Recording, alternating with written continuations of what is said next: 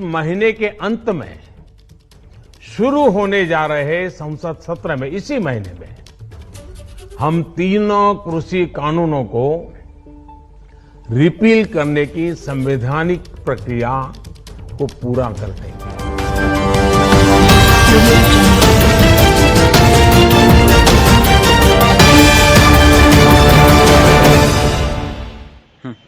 बंजर ज़मीन को उपजाऊ बनाता हूँ। जनाब, मैं एक किसान हूँ। अक्सर कई बार सो नहीं पाता हूँ।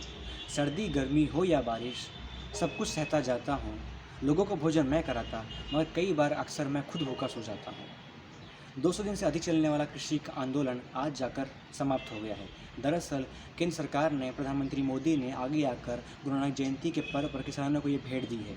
उन्होंने खुले शब्दों में ऐसा कहा है कि सरकार के तौर पर, प्रधानमंत्री के तौर पर वो असमर्थ हो गए कुछ चंद किसानों को ये यकीन दिलाने में कि ये जो फैसला था, ये जो 3 ड्राफ्ट था, जो 3 कृषि कानून था, वो कितना कारगर साबित होगा वक्त के साथ। उन्होंने इस कानून को लॉन्च किया था और बाकायदा उन्होंने इस कानून को बढ़ाने के लिए और लोगों को यकीन दिलाने के लिए इसका प्रमोशन भी बाकायदा किया था। मगर कहीं ना कहीं जो आंदोलन था उसके आक्रोश दिन ब दिन बढ़ता चला गया।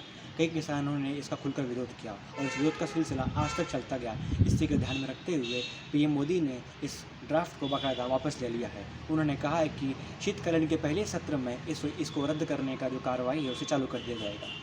सवाल ये उठता है कि जो फैसला लिया गया है वो इलेक्शंस को, जो पंजाब में और यूपी में इलेक्शंस होने वाले हैं, उसको ध्यान में रखते हुए लिया गया है, या फिर सच में अचानक सरकार को किसानों की चिंता सताने लगी। हमें ये नहीं भूलना चाहिए कि जो 26 जनवरी को, इस साल के 26 जनवरी को दिल्ली में जो हमने दृश्य देखा, किस तरह से कुछ चंद भर लोग किसानों के नाम पर, उनका नाम लेकर किस तरह से उन्होंने देश के साथ और देश की तिरंगे के साथ अपमान किया, कहीं ना कहीं उसका भी हिसाब होना चाहिए।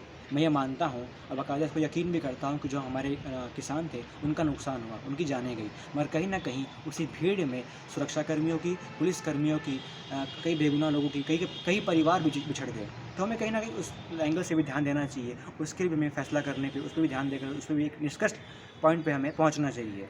किसानों के साथ सबकी संवेदना जुड़ी ही है, मगर कहीं ना कहीं जो समाज के असामाजिक तत्व होते हैं, जो किसानों के नाम पर देश को भड़काते हैं और बांटने की साजिश करते हैं, उस पर बाकायदा न्याय और निष्पक्ष जांच की हमें उम्मीद रहती है। आज की वीडियो में इतना ही। मिलते हैं अगले वीडियो में एक नए मुद्दे के साथ। जय हिंद।